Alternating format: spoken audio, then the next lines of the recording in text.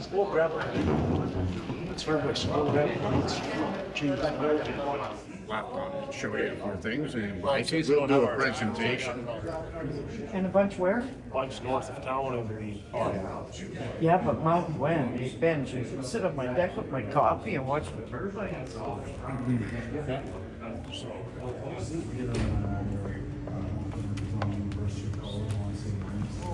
We don't know how much money we've got. We never seem to Yeah. know a lot. Hi, I'm Lise Vauchois, MPP for Thunder Bay Superior North. I'm here in Schreiber today because Innergex is doing a presentation on a potential wind project to produce energy here in Schreiber, which would be fantastic. It would bring revenues into Schreiber, and the energy itself would also go into the larger system.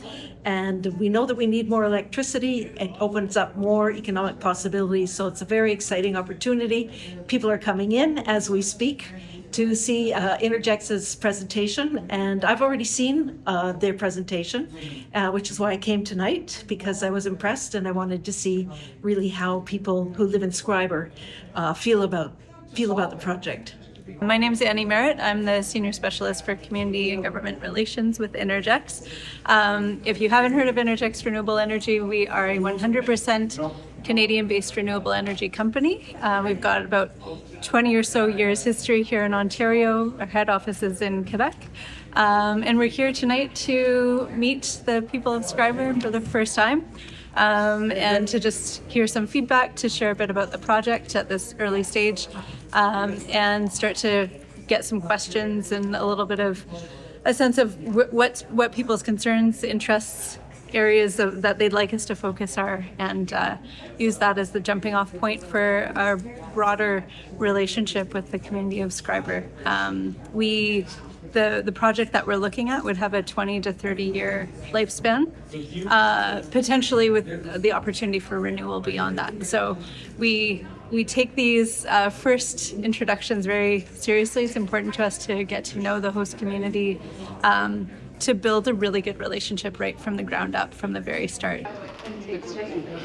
Okay, can I get everybody's attention? We're trying out this format, so Innergex is, I'm not going to introduce them, they can introduce themselves.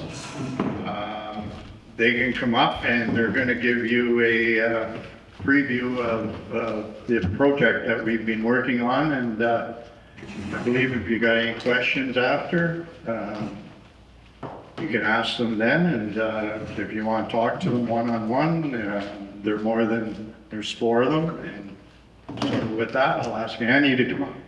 Okay, thank you, Mayor. Let's go lower this down. Okay, so thank you so much for hosting us tonight. Our team's very excited to be here.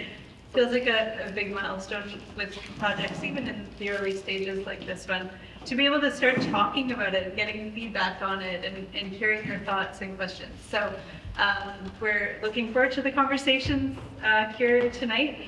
And I wanted to also introduce, so we've got some of our team members here in person. My colleague Johanna is joining us virtually tonight, so we'll try this out. We'll see how it goes. Bear with us. But just to share a bit about myself to start, and I'll pass it over. My name is Annie. I'm a Community and Government Relations Specialist with Innergex Renewable Energy. My home is in London, Ontario. And I've been with Innergex now a couple of years, and previous to that lived in BC, so, but I'm originally from Ontario, so kind of doing the full circle loop, so it's nice to be back in my home province, and I'll pass it over to Summer. Yeah, hi, my name's Tom Dean. I'm the Director of Development for Wind and Solar in Ontario and the Maritimes. But to be 100% honest with you, Ontario's taking up 95% of all of our bandwidth here. And Annie will explain why afterwards. But I'm excited here to chat about you. If you have any technical questions or anything like that, you can kind of direct them more my way, and we can split it up like that. Pass it over to Brett. Hi everyone, it's Brett Diamond. I'm a newer addition to the team. I've just been with the team for a couple months now. I'm originally from Minnesota. I've lived in BC past while, but back in Minnesota, and helped with the open houses. very glad to be here tonight. Thanks. Hello, nice to meet you. So I'm Henry Kingsman. I'm a project manager for Innergex, and I'm trying to support the team in wind and solar energy. Nice to meet you. And then I'll pass it over to Johanna.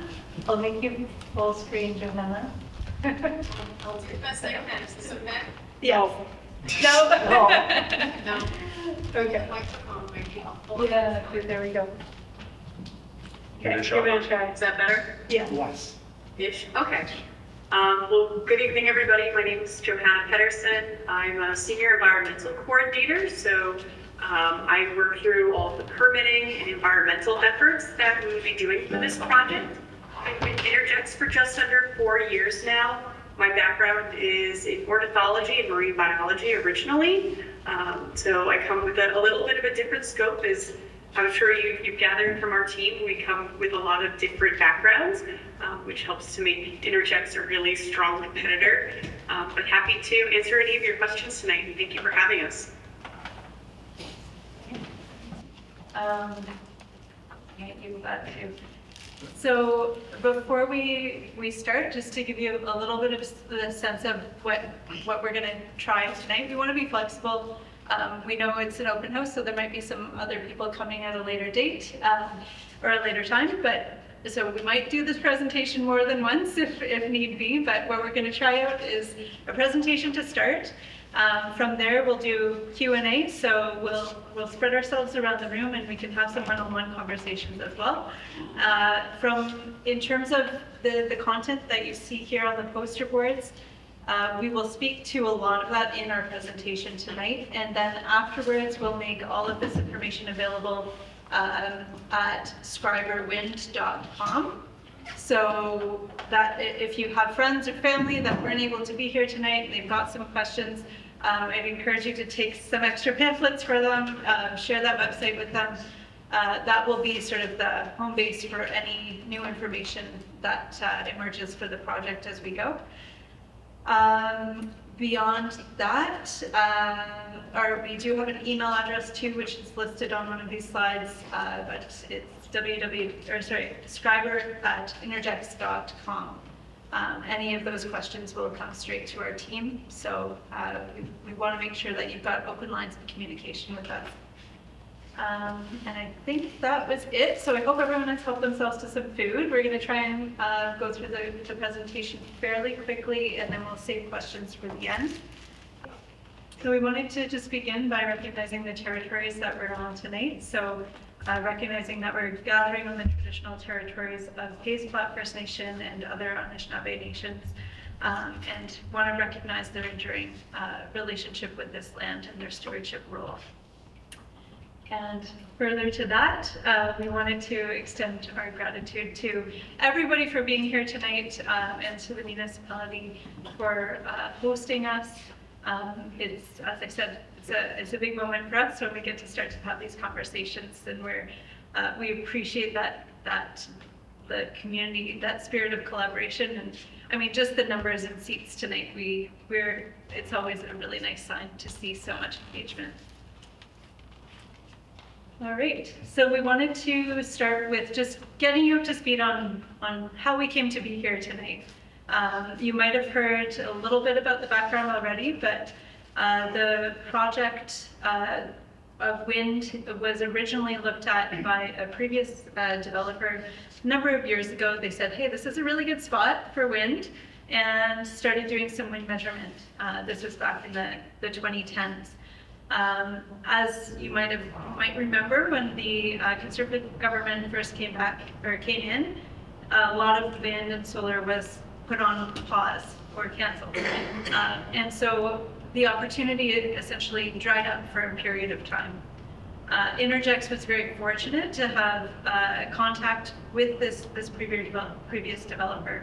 We've worked with him in other provinces, and that initiated some conversations about a possibility here. So we've been very grateful to Mayor, Council, and staff who've been really engaged in kind of looking at, if we were to take a look at this project, what would that need to look like, and what's important to the community So we've had a number of meetings to date, which I think we've got listed up there.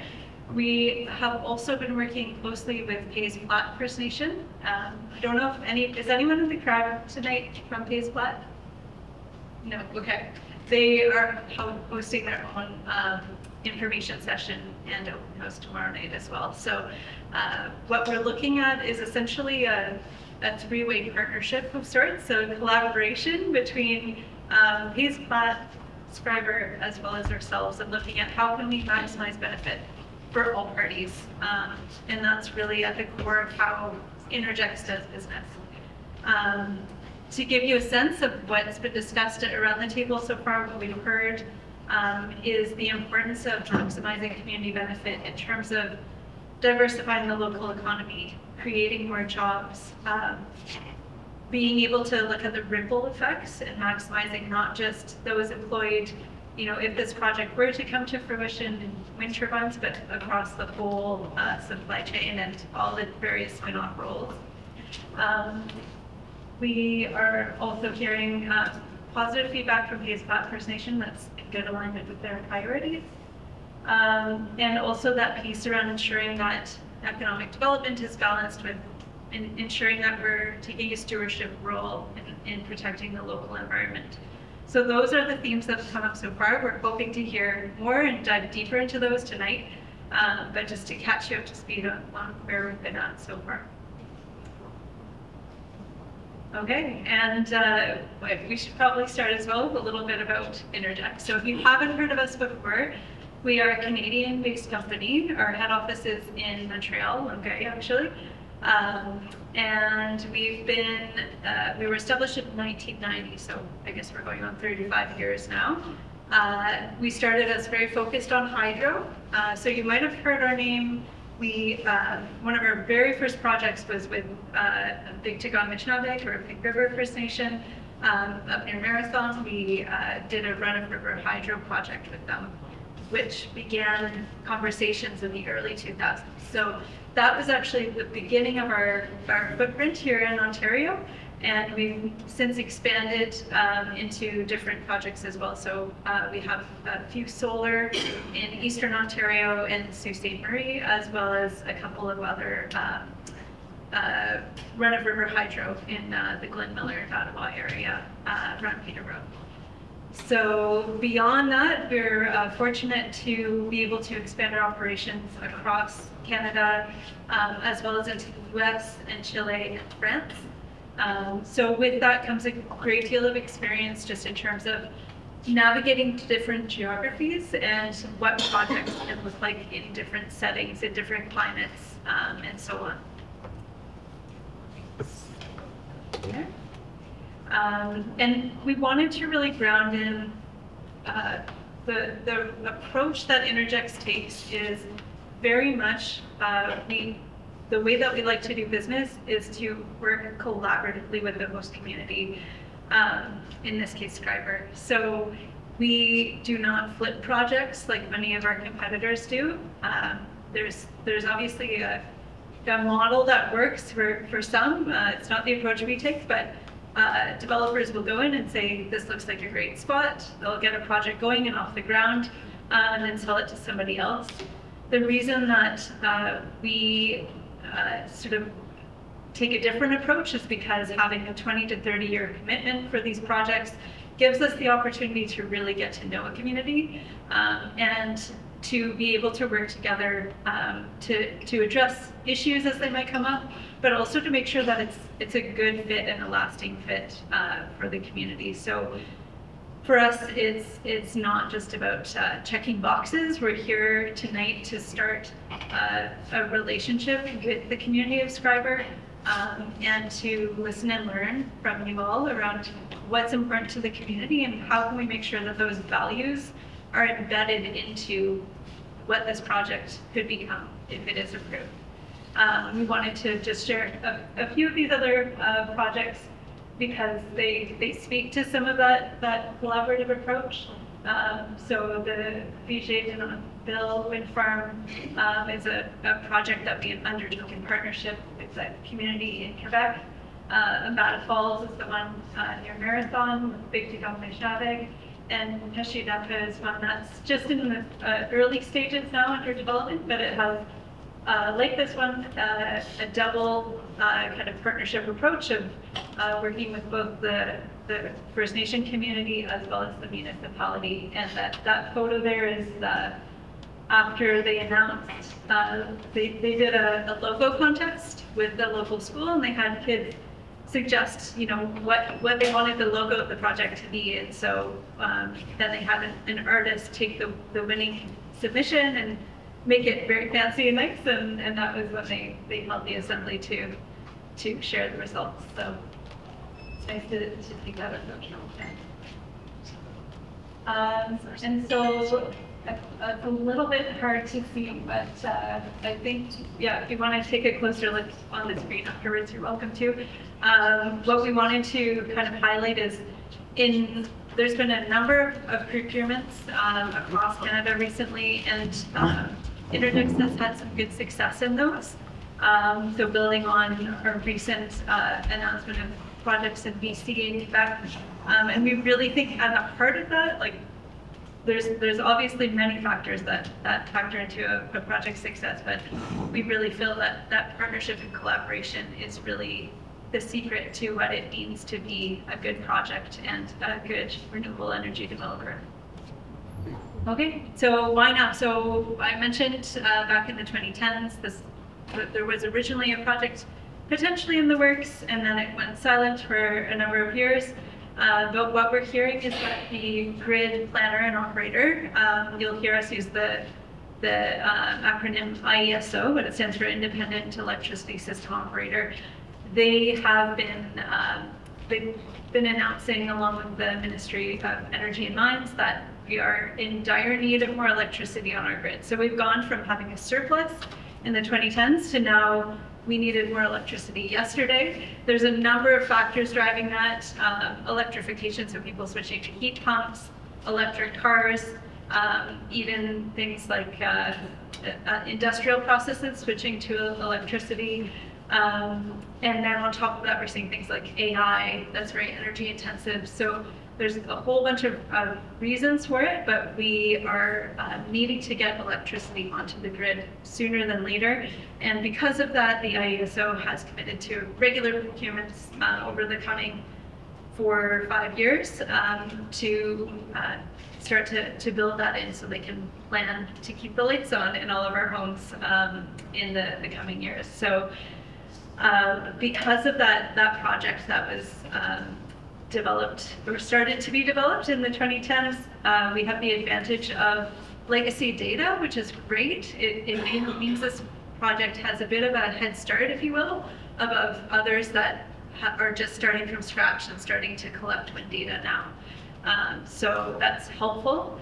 And beyond that, I think I'd just add any timelines that you see here tonight or that we talk about are assuming that a project would be bid in October 2025 and would be successful. However, that's still very much up in the air.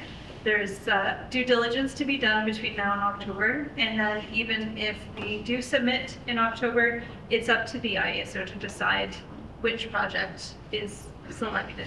So we should know by April which project is successful. If it doesn't go ahead or if it was not selected, we would have several other windows of procurement, which gives us more time to have these conversations, more time to do our due diligence. So it's either way, we'll go whichever way it needs to, but just to be aware that there's a few different windows of opportunity. And I think beyond that, we also know that the IESO is trying to prioritize bringing electricity onto the grid in Northern Ontario. In the 2010s, there was not the capacity. They didn't have the electron highways and the transmission lines to be able to carry that where it needed to go. And now there is more of that capacity built. So we've got some good connection options, and they are strongly incentivizing adding electricity to the grid in the north. And I think with that, I'll hand it over to Thomas. Awesome. So Yeah, it's very quickly, this is just kind of like a wind 101, if you will. You can't see it here, but 1, 2, 3, 4 wind turbines. And the idea here is just to kind of explain how we generate power, we transmit power, we step it up, and then we connect it to the grid. So I'm sure you're all aware of Allard to put in a couple more transmission lines up there. The ISO has incentivized us, the industry, to look upwind, which is great because there's good wind, there's space, you know, and now there's interconnection capacity.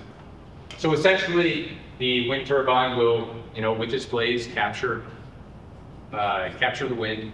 It will spin the generator inside of it. About 600 volts it comes out. Within the turbine, it'll get stepped up to 35,000 kilovolts or 35 kilovolts. At that point, then it will go through a collector network that is normally underground, with sometimes elements of it being above ground. Now, if we had our picks and chooses, we would always put it underground, but as I'm sure you know, like the rock up here is incredible. So there will be times where this will have to run slightly above ground. Now, what will that look like? For the most part, that will look like telephone poles that you see here with standard cables that are coming out. So there'll be a mix of two. The collector networks essentially take it from each individual turbine and will take it down to the substation. At the substation, right here, at the substation, it'll then get stepped up to the voltage at which the line operates at. So the lines up there are running at 230 kilovolts. So that's where it'll get pumped up and punched into the lines up there, and then off into the grid wherever it needs to be. Okay, yeah, so then what else are we looking at? So it's primarily located on Crown land, with elements of it located on land owned by the city of Schreiber. Again, as Annie said, you know, a three-way collaboration between yourselves, us, and Pace Platinum. In terms of the actual size and layout, there is a preliminary layout on that board over there. I would just say that this is preliminary. So this is from desktop. This has not been ground truthed, if you will, but we have a pretty good idea of the general areas and zones that we want to go. This project, the hardest part of this project is going to be the roads. Okay, so every project has its own little particularities here. In this case, it's going to be the cost of the roads and having a good road design. So as I said before, is that we're going to be plugging into the 230 kV lines. The ISO has said each one of those lines up there, and there are 4 of them, has 200 megawatt capacity. Okay. So what we're going to look for is going to look for a project in the vicinity of 150 to 200 megawatts, which is about 25 to 34 turbines. So this is based off of the current turbine right there, which is a Innergex, they call it a Innergex 163. The 163 is the diameter of the turbine itself, so it's 163 meter diameter. And in this case, it sits on a tower that is 125 meters in the air. So the reason why you want to go higher is because the wind blows that much better up there. It's smoother air the higher up you go. It's easier on the life of the turbine. It can, you know, survive the 30 up to 35 years. So I say, you know, based off of 6 megawatt, 163, the industry evolves at such a pace in that the last turbines that were installed, and the biggest ones in Ontario, were 138 meter diameter, and they were installed in 2019. So the industry has gone to 163 meter now as being installed. This is the general size. The next generation of them, which should be operational by the time, you know, this project goes into construction, are in the 175 meter diameter range. With a larger turbine, the benefit is that you actually capture more wind per turbine, you create more power per turbine, and you actually need fewer turbines, so there's less of an impact and a footprint on the grid. So that's where that range of 25 to 34 comes in. 34 would be the absolute max of it, because at 200 megawatts, that's kind of the limit, like I said before, that we can plug into one line. Also, when you start talking about like construction seasons and everything like that, it essentially breaks down into 2 years. So the first year, you're gonna be doing your clearing, your roads, your foundations for the turbines. You're gonna wait over winter. And then in the second year is when we start doing the deliveries, the installation, the commissioning of the turbines and the wind farm itself. And then it goes on. So 34 turbines is about the upper limit of what we could deliver, install, and commission in 1 year. There we go. So the, just as a point of reference, Schreiber right there, we're there-ish. And then this is a general outline of it. So to the south, to the east, and to the north of the city or the municipality itself. Like I said, that map over there has a little bit more of a realistic layout when it comes to the roads and the turbine location. The actual footprint of the turbine, I mean, the base of the tower is only about 5 meters wide. Okay, the foundation itself is probably 30 meters, but it's buried in the ground, so you don't really see it. The main thing that you will see is the construction portion. So at every turbine base is probably going to be anywhere from 1.5 to 2.3, 2.5 hectares at the absolute maximum. And this is required so that when all the components come in, so the tower components, the nacelle, the blades, they get all laid down, and then you have a massive crane that comes in, gets built, and then individually picks up those components and builds it a bit like a Lego type thing. Now, what we like to do is we like to leave the crane pad and lay down spot there at the base of each turbine, just in case that there's an issue with the turbine and we have to change a blade or we have to change a major piece of component on the turbine. We don't want to have to come in and rebuild the laydown area again. We just want to be able to bring that crane in and do a 1-for-1 exchange and then carry it. So, you're talking, 34 turbines, maybe 65 hectares type thing, 70 hectares of cleared space. And then the roads themselves will be about 7 meters wide, give or take, with an extra clearing on either side. And that's required because each of the components that comes in is, at least 5 meters wide, anywhere from, 35 to 85 tons of piece. So this again kind of talks a little bit to what Annie was saying, and I think that the numbers are kind of staggering in the sense that renewable energy is the fastest to market. So if you hit go and say, I want new power, be it wind or solar, is the fastest that you'll be able to get anything in the ground, and that's still going to take you 5 to 6 years, okay, from the moment they say go. So as of right now, the renewables is filling the gap here. And what Ontario is saying is that they're going to need 75% more electricity by 2050, and that's not including replacing everything that we already have right now. So along with that, the IESO is looking to address this, and they've committed now to doing 4 yearly RFPs, so requests for proposals. As Annie said, the first opportunity is October 16th to 2025 to submit the project. And then theoretically, each October will be another opportunity to submit. Winners, you trust government timelines, should be announced by April the following year, every. And yeah, so this is solar, wind, and hydro as well. Now, generally, kind of community benefits, and we do have a little bit more of a particular slide there as well. In discussing with municipality, taxes, rent on the land, impact benefit agreements that come from hosting the project in the area, jobs and training. So during the construction and during the operational time as well. And then essentially, and then aligning with, the sustainable mindset here. So, as Annie said, I think we are a 100% renewable energy company. We don't do natural gas. We do a little bit of hydrogen, and then the rest of it is battery, hydro, wind, and solar. And then, I guess the environmental benefits of just not burning fossil fuel, I think are kind of self-evident, but to be mentioned.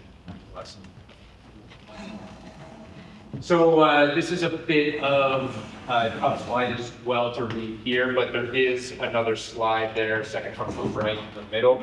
But essentially what we're talking about is, this is 2025 to 2027, takes us to about here, and then we go into construction. So starting from the beginning, in discussions, completing the agreements with the municipality, with Pays Plat, ensuring that, hey, all parties will move forward together on this project.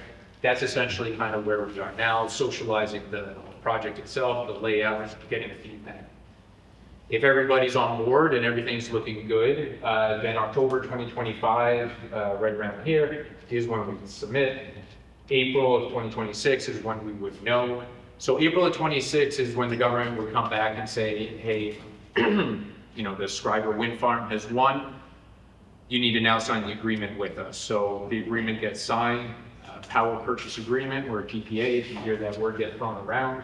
So that's the project's commitment that by May 1st of 2030, the project will be up and running, be operational, and putting electrons onto the grid. So during 2026, and actually starting from essentially 2025 to now, is when we're starting the permitting process. So looking at the environmental stuff as it stands now.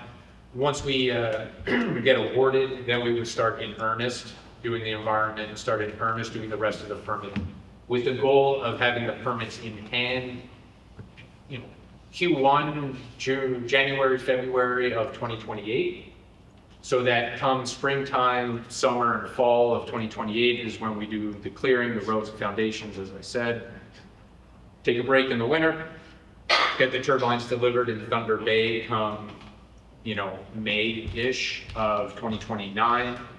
Start the deliveries in May, and then in a bit of a cascading effect, we do deliveries, installation, commissioning from May all the way through to, call it mid-November, so that it gives us a little bit of flex time if we're late, so that before everybody breaks for the holidays there in December, that the wind turbine or the wind farm itself is commissioned, everything's plugged in. And then from January to May 1st of 2030 is when we would be working with the IESO to do all the testing to ensure that the wind farm works properly when it's connected to the grid, and that the IESO is happy with everything that they see. And then as soon as they are, we flip the switch, and then that turns into operations May 2030. So the actual contract with the IESO, which is a commitment from them to us and the project to them, lasts for 20 years. The life of the wind farm itself is going to be anywhere from 30 to 35 years, depending on how the turbines survive there. So what the ISO is doing is that they're running these medium-term procurements. So after 20 years, there'll be another procurement for 5 years, and then 5 years, and then 5 years, up until the point where the wind farm needs to be decommissioned. And then after operation is when it does get decommissioned, and the project is obligated to take everything down, remove everything, and put it back to essentially how it was, to a certain extent. And to speak to that topic, this is not a one and done, and you're only going to see us once. There will be regular touch points with Schreiber throughout that process. So it's very much an open dialogue as the project evolves. This one, I think, Johanna, we're going to try this. We're going to try this, Johanna, to speak with them. Okay. And Johanna.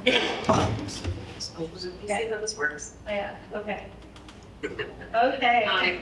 There we go. So I assume, correct me if I'm wrong, the slide that's up is about field assessments now, correct? Yeah, that's right. Wonderful. So for any site that we're hoping to move forward on, there is a number of things that we must do, not only just internally to make sure that we're hitting all of our pillars, but also to align with provincial, municipal, or additional permits or approvals that we need to move forward with before starting a project. So with that, we initiate what's called a critical issues analysis on any project we start first. That's going to initiate a desktop analysis. So that gives us some of the background information of what exactly we're going to be doing as far as field studies and surveys before we go into the RIA process, which is your renewable energy approval. In some of the earlier slides, you might have seen that does take quite a bit of time. There's multiple touch points for consultation, and we need to have most, if not all, of these assessments completed prior to submitting that application in. So what we do with that basically is we're working through a number of environmental assessments that's going to help us determine what sensitive features might be present on the landscape. And we want to avoid those as appropriately as possible. So we'll go through and perform wetland delineations, vegetation characterization, so seeing if there's any sensitive species at risk that are vegetative or plant-based, any larger water body assessments and intermittent streams, species at risk or of concern, and also archaeological studies. So this again, to pull back on what Thomas and Amy had mentioned earlier, this is not a one and done conversation that we're having. Maybe we having consultants go out to the field to do good work, but there's also a level of historical knowledge too that we recognize. And so there will be options for having conversations as well, seeing if there are sensitive areas that we should be made aware of. That's definitely something we want to be given a heads up on, I should say. But the most important thing that we're hoping to push forward for this is we recognize that there's a lot of environmental sensitivities for any project area that we're looking at. And so our job is to do the best that we can to avoid those or mitigate them as properly as possible. So we're still quite early in that process. We're determining, our field schedules, but please, if you do have any questions specific to that, I'd be happy to answer any of those questions.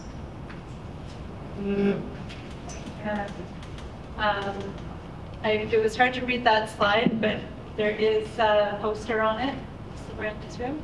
Yeah, over in that corner. So happy to have more conversation about that as we do. Okay. I'll listen to that on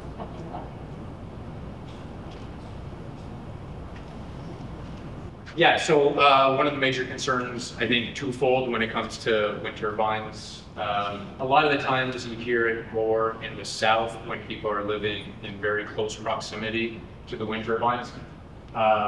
One of them, which isn't spoken about here, is shadow flicker. So as the sun sets and it starts casting a shadow on houses, and then it starts going on and off with every rotation, 3 times for every rotation. Essentially, what kind of the industry best practices now, after having lived through all that, is to shut the turbine down during that day, or that period of the day, sorry. So it's not casting those shadows onto homes. Given where we are now, we don't foresee that as being a major issue, just because the turbines are going to be out either to the north, to the south, or to the east. Same thing with the sound. So 40 decibels here, there is a slide kind of showing a little bit of a speed diagram here as to what the different sounds are, but they describe it as a light rain, 40 decibels. So the requirement from the government is that you're at least 550 meters away. Any house is 550 meters away from a wind turbine. Best practices are kind of a minimum of 700 to 800 meters, especially as the turbines get bigger and they get louder. Again, here we're in a bit of a different situation from the south, is that they are farther away. But rest assured, as part of the renewable energy kind of approval process, is that we have to do a full noise assessment. We have to show it, has to be reviewed. So part of that is, locating and making sure that any houses are identified, or any cottages are identified, or any private lands that are not yet built on are also what they call like a noise receptor. So we have to take those into account because there may be a house that might be built there in the future. And just to speak to this point, as recently as fall 2023, we were looking at a battery energy storage project in southern Ontario, and there was a question about whether the site would work based on decibel levels. And we said, you know what, if there's any question, it's not a new project. So prior to submitting, within like a couple of weeks of submission, we needed to walk away from it. So there are these points where if it does not meet a fatal flaw criteria, you know, we would need to take another look at that. We take these things really seriously. Yeah, so I mean, speaking to the project itself, as I said, it'd be a couple years of construction, up to 150 workers kind of during the peak times that span a little bit of every trade and, you know, non-unionized work as well. The operating period is anywhere from 30 to 35 years, as I said, depending on the life of the turbine. I will say though that unlike mining, be it solar, be it wind, is not a massive job creator as, you know, as a project. A lot of the benefit will come from the impact benefit agreements to the municipality, to the First Nations that can then get translated into other benefits. That being said, there are probably anywhere from 8 to 12 high-paying wind turbine technician jobs. So these are, I don't want to call it a trade school because I don't think they're actually officially kind of unionized and everything like that, but it's about a year's worth of education to take somebody from, you know, not knowing anything about a wind turbine to being able to go and start working as a number 2 or a number 3 on a wind turbine technician team. There's a number of those programs right here in Ontario. I don't think any are in the north yet, but a few in the Toronto area. And I won't necessarily talk to every one of these here. There is, again, a poster over there with a little background that talks kind of the major points there that the different subcontractors can get involved in, for lack of a better term here. If you have any specific questions on any of these, more than happy to talk to. And that's it for what we have right now. If you have any comments, questions, concerns, more than happy. The IES government thing, because we independent for here. I was wondering if you could actually influence the government body. I'm not sure what like a government body is, but they are mandated by the government to manage the generation and the balancing of the entire grid. So where Hydro One owns the transmission lines and the substations and everything like that, the IESO is the one behind the scenes ensuring that, you know, on the hottest or the coldest days of the year, that enough generating capacity is online and enough of that energy is getting to different areas. They're in conversation with Minister Lecce, the Minister of Energy and Mines, but they're arm's length. So the idea is that it's depoliticized a little bit. You can't just say, go build this Schreiber wind project, and they have to do it. They have their own due diligence processes. And, yeah. Quasi. Yeah. What is it that you're looking to do for? Very good question. Well, ultimately, in order to bid this project, the municipality of Schreiber basically has to support this project. So we would be seeking a municipal support resolution from mayor and council prior to October 16th. And with that, it gives us the endorsement that yes, we can bid this project. Without that, we cannot bid the project. It's out of the question. That's the way that the ISO is running it this time. Beyond that, I would just say we're here for dialogue. So we are specialists in how to build a wind turbine, but we don't know the community of Schreiber. So we don't know what a successful project looks like to the community, and that's what we're here to learn. What's in it for us? Yeah. Well, I would say like a really good opportunity to provide input is, it's still very early stages of defining what do community benefit funds look like. So in one community in BC where we have a project, the community decided, okay, we've got the benefit funds that will go directly to the municipality and will be used for things like roads and infrastructure.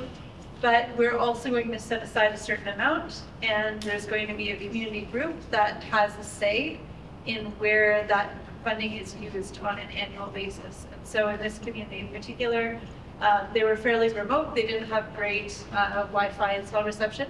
So over a number of years, they were able to use that money to create that infrastructure. But that was decided by a foundation that was established with a group of people administering decisions about how funds would be used.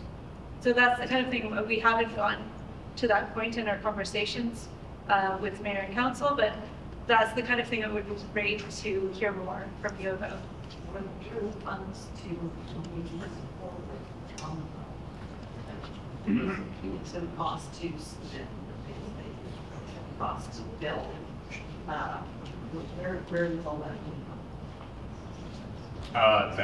Yeah. So that's Innergex. That's kind of the business model. So we take a certain amount of risk in developing, multiple projects, knowing full well that the majority of the projects that we start don't come to fruition and don't get built. So that's essentially what we do. Well, actually, yeah. I mean, that means that. So we are, for maybe another month or two, a publicly traded company. The Caisse de dépôt de Québec, which is the Quebec Pension Fund, has come in and but submitted to buy Innergex and to take it private. So this is public, so it's all out there. It should come to a close kind of September, October timeframe, we think. But essentially, the Quebec Pension Plan will, make their return by investing in our projects. Okay, so when the project is built and electricity is being produced, then you get a piece of that. Exactly. Yeah, okay. Exactly. Sorry, can you repeat what's being said up front? No, yeah. So the question was, where do the funds come from to build the project? Maybe the important thing to say is that once we have a contract with the government, so come April of next year, if the wind farm is successful, then essentially that's a guarantee that this project will produce and will receive money from the government for at least 20 years. So to go out and, it's the kind of the 80-20 standard in the sense that our company partners will put in 20% of the funds, and then we'll go out and we'll ask the banks and everybody else to put in the other 80%. And then, as we produce, for every megawatt hour that we produce and we pump into the grid, we get a certain amount of money from the government, and then that gets dispersed as, So you're not looking for us to put any money into it, but when it starts making money, we get how much? So the question, I'll just try to repeat the question. So the question was, Schreiber is not expected to put money into it, but when the project is up and running, how much would Schreiber get? Yep. So, we're not asking Schreiber or municipality to put any money up front, to take any risk on this project. I mean, this is what our company does, so we come to you for that. And yes, to that, I mean, call it taxes, land lease rents, impact benefit agreements. The discussion with mayor and council is to come to an amount that once produced and once operational, certain funds get shared with the municipality at that point. Is it significant or is it chump change? It's very early stages to get into the. I don't know what's significant. But yeah, what we've begun discussions on is a dollar per megawatt amount. So what we've seen in other municipalities, and I think it's out there, it's public knowledge, just to give you a ballpark, is in the range of $2,000 to $3,000 per megawatt. Am I getting that right? Yeah.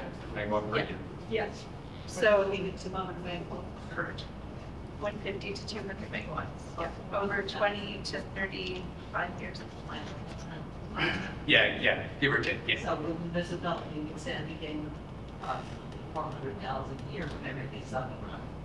So our taxes may go down. You're here, Moni. It would definitely help the little town of Schreiber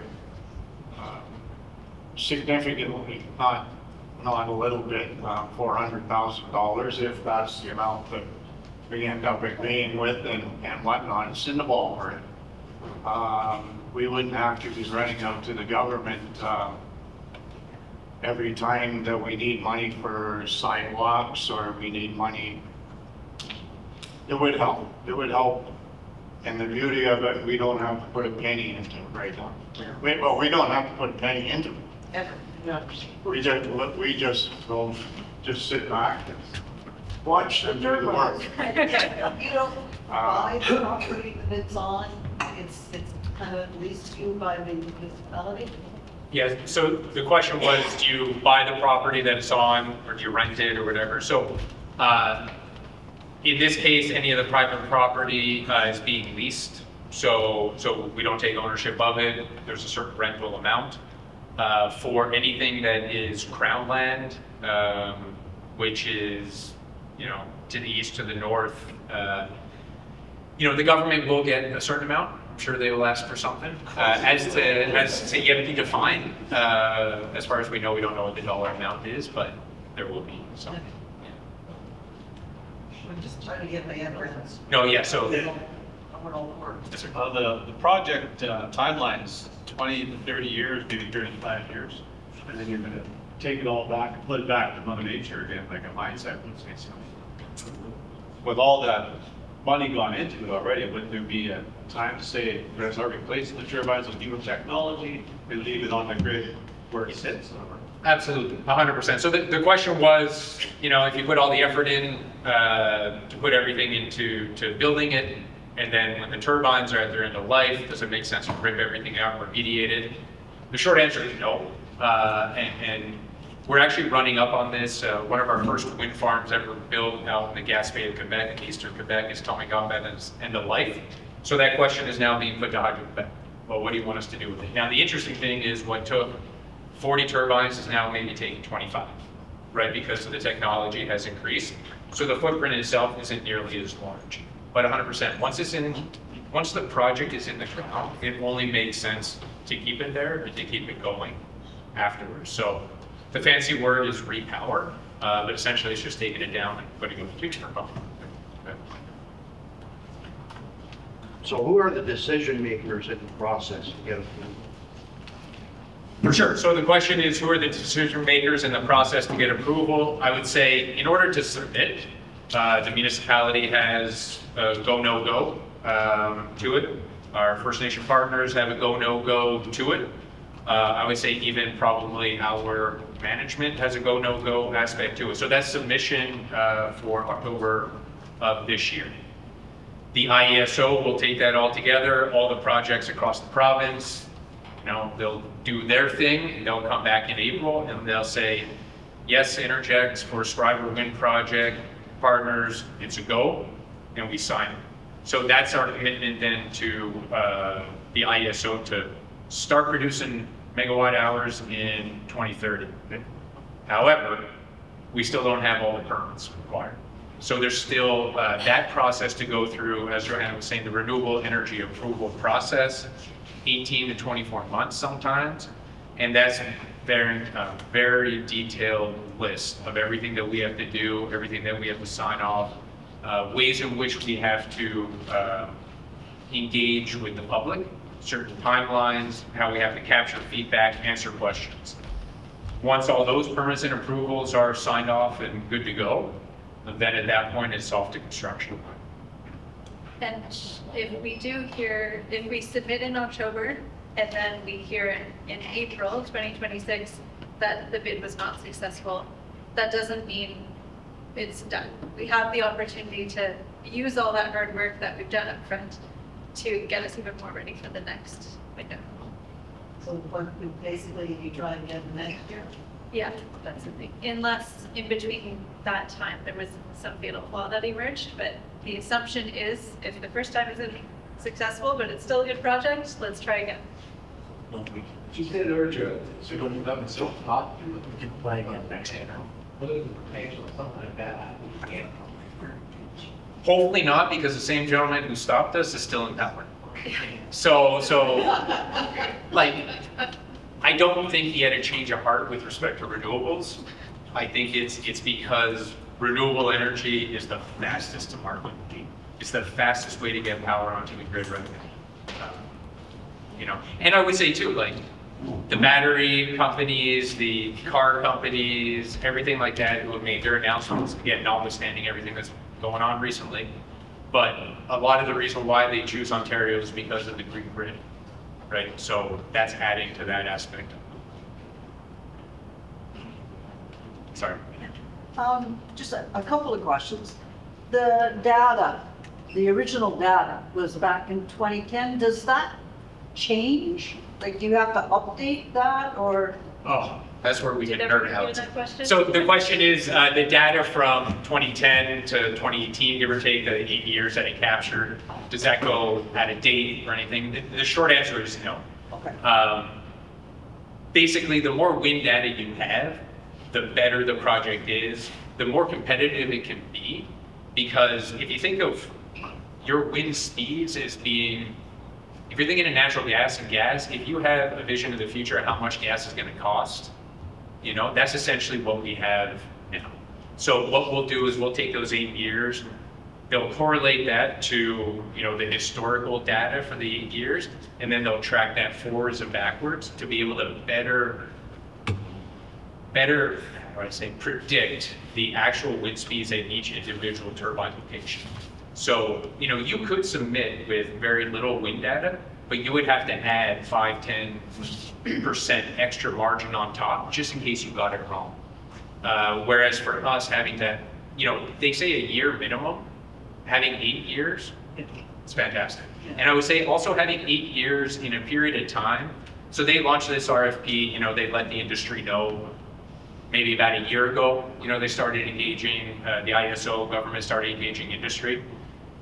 That's still not fast enough to get a test tower permitted, installed, wait a year, and then analyze the data. So anybody that we're competing against is either operating, they've had wind data from years past, you know, which are very few, or, you know, they're taking a risk. Yeah. Okay, my other question, the laydown zones that you're talking about, do they have a cement pad or is it just natural? No, so it's crushed rock, gravel, and there's a certain bearing capacity that they have to have specifically. You know, like the crane pad is different from the laydown for the blades, from the tower sections and everything like that. But no, it's not cement. Okay. Yes, sir.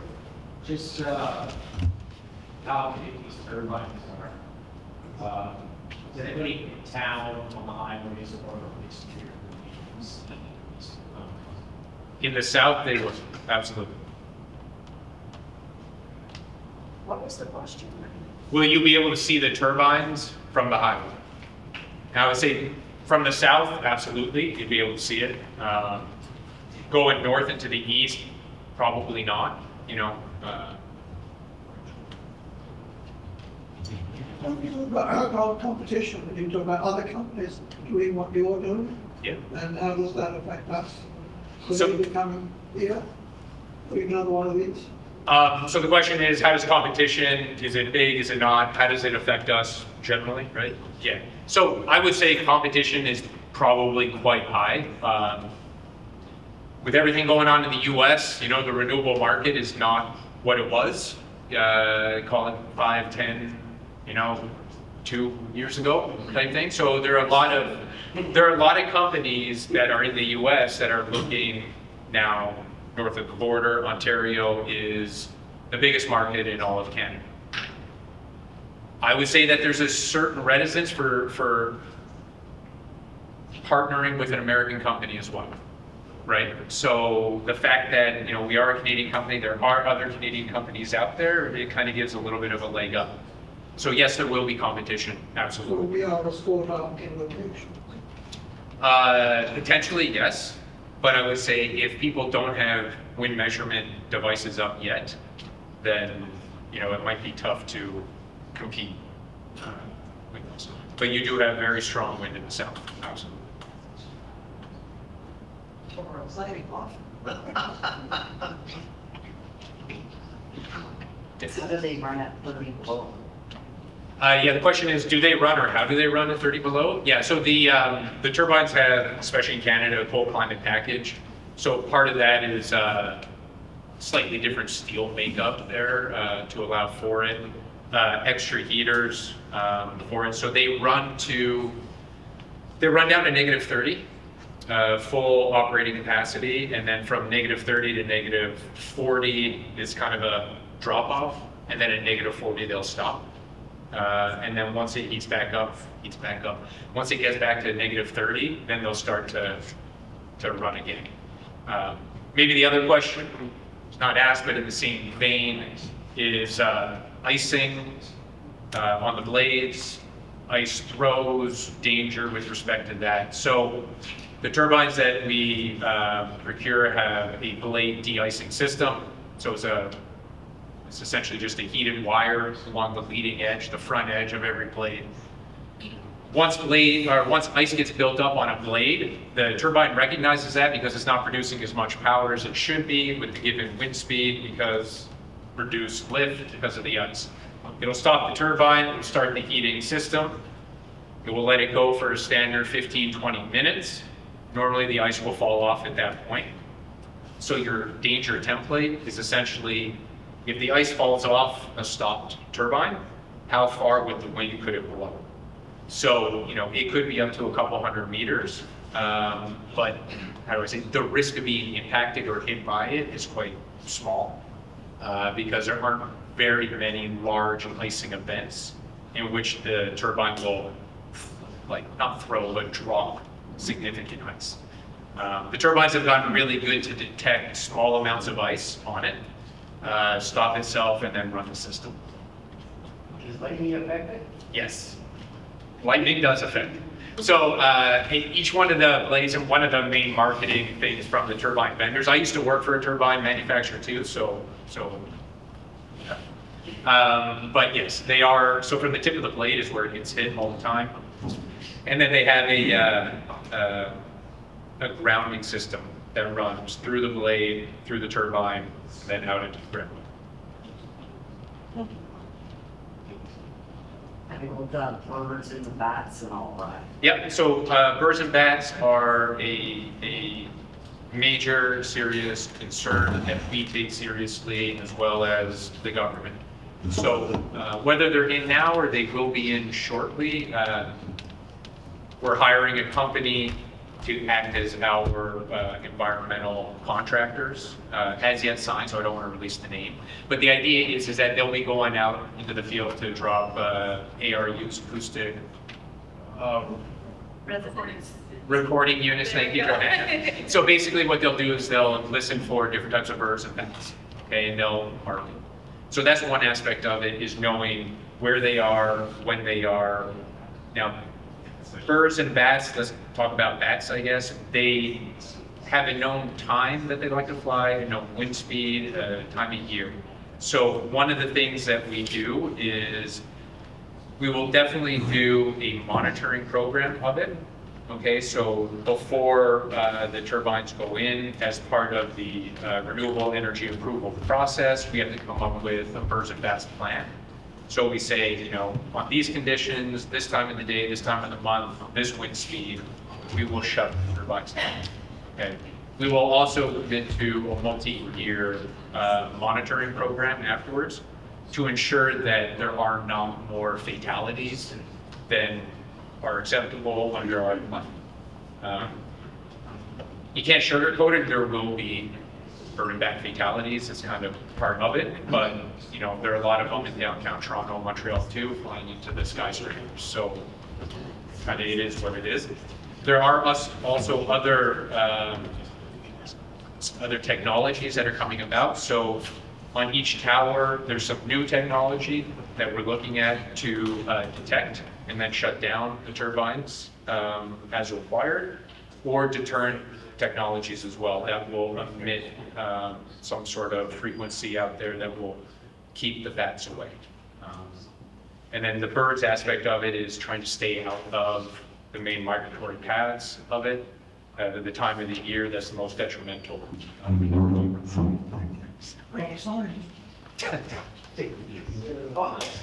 There are minimal requirement of powering up the generator because it will be the limit. I go one at line. Yes. So the question is, do we have to produce a minimum amount of power?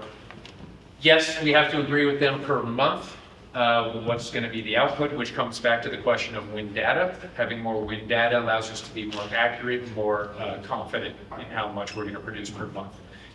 I think the contract says if you don't produce 85% on average over the course of 12 months, that's a default event that then starts a hard conversation with the government. Sorry.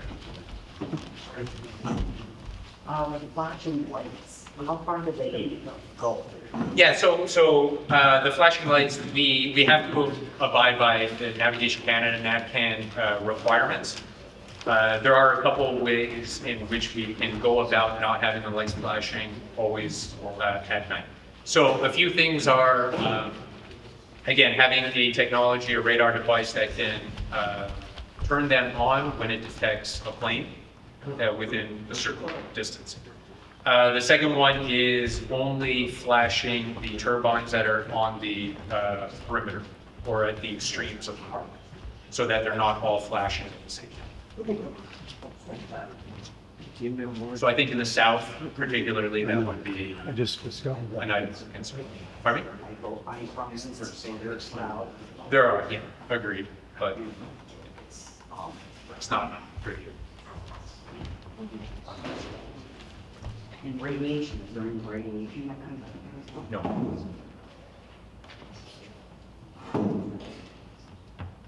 Okay. Are there, yeah.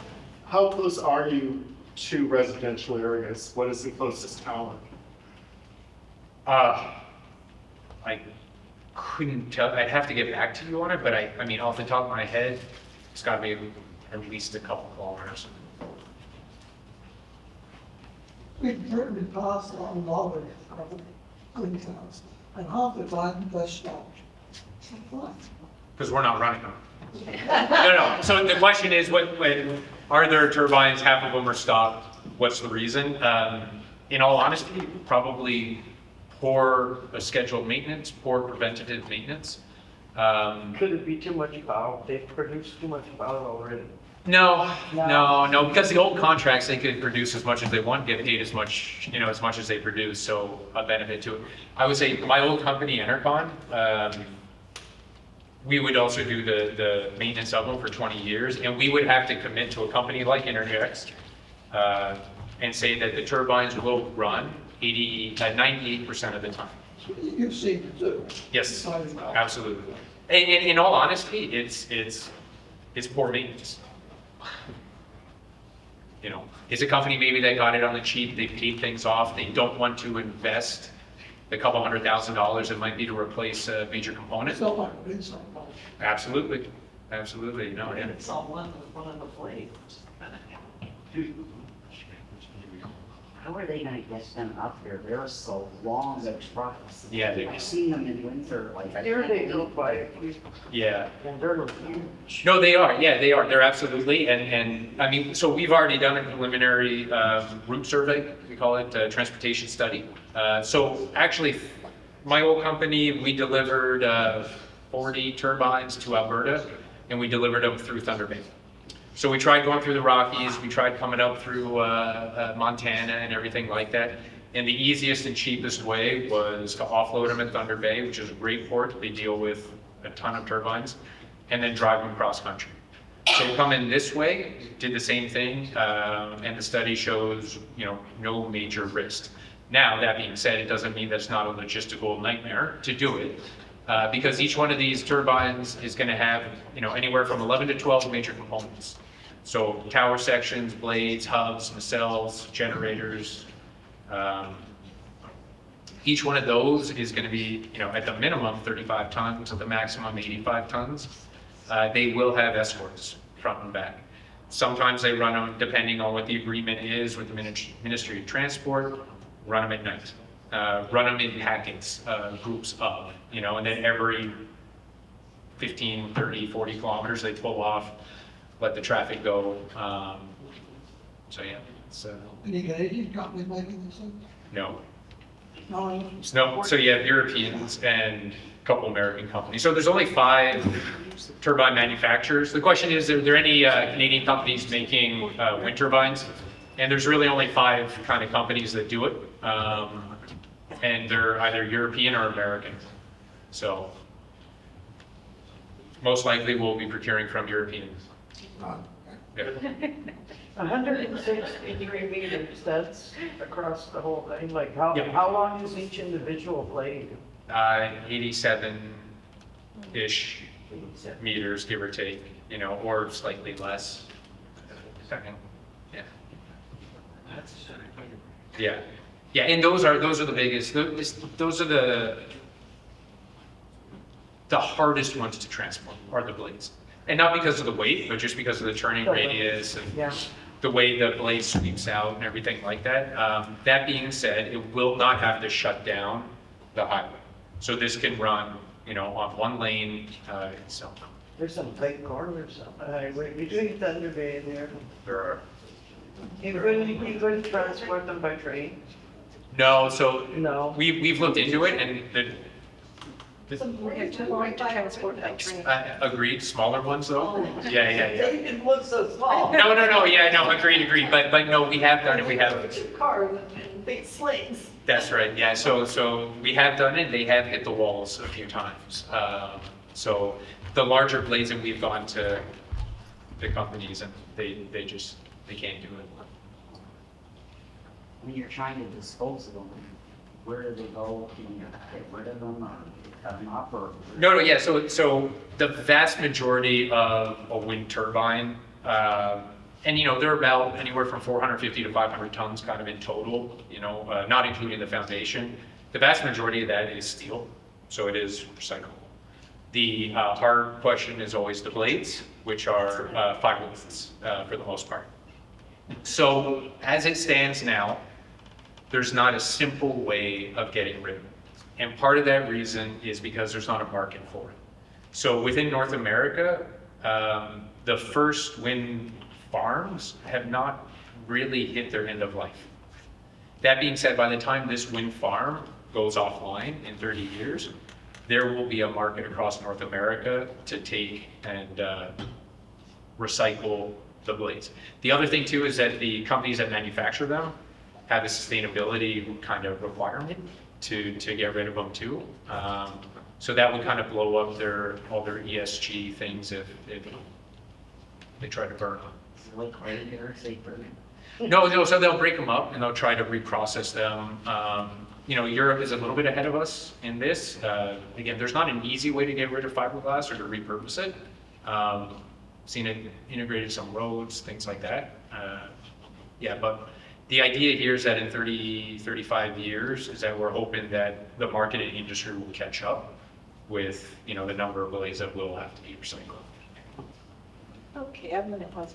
It might be too big. Has anybody done a cost-benefit analysis for all the different forms of energy production? They go right back to the mining stage. Okay, we've got to mine get the steel out of there, then we've got to manufacture it, then we've got to get it up, and it has a certain lifespan.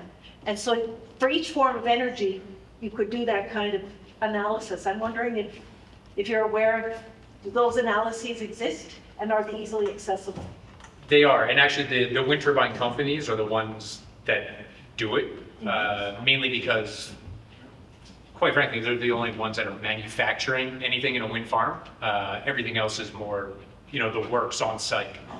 So they do have their studies. It's anywhere from a year to 2 years is the payback period when it comes to the greenhouse gas emissions and everything from cradle to grave. Yeah. Yeah.